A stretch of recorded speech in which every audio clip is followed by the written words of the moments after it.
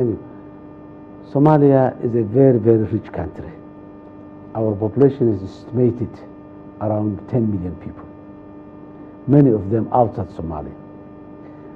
We have around 8 million hectares of arable land with 2 permanent rivers throughout the year.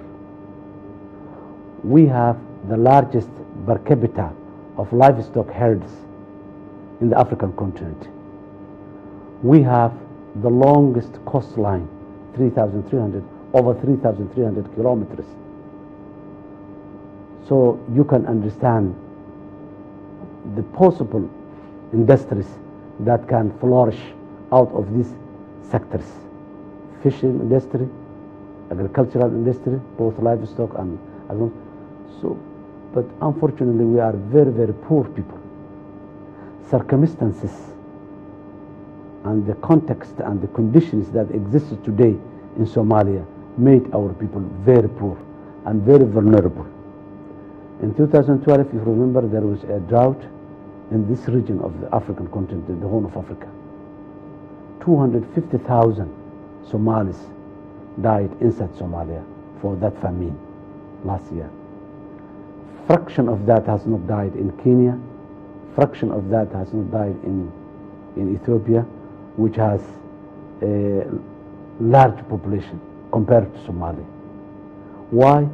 It's because of the statelessness. No functioning state institutions that protect the society when such calamities happen. So now, to bring back those lives, the government's priority is a part of it, but we are preparing the ground for the farmers to get the necessary. Our farmers, after 22 years, now they cannot do the infrastructure, the irrigation network, the feeder roads in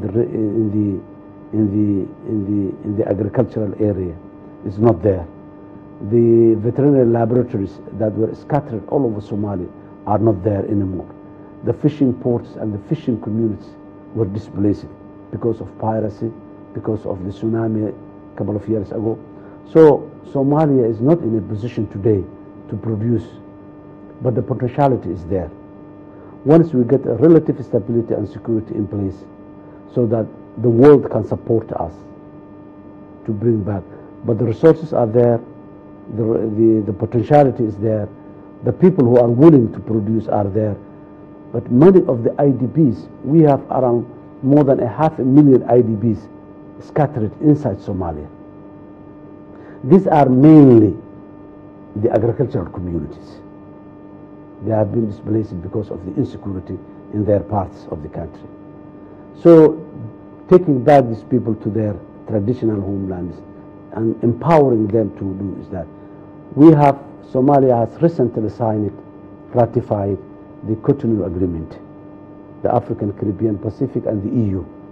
So that will give us an entry point for a multi-million-dollar support for Somalia, particularly for the food security sector. Somalia is now again accessing the international financing institutions whereby Somalia can get support. Somalia is now establishing bilateral relationship with. So this government is planning to have to reach Somalia self-sufficiency in terms of food. But we are far, far away from that point today.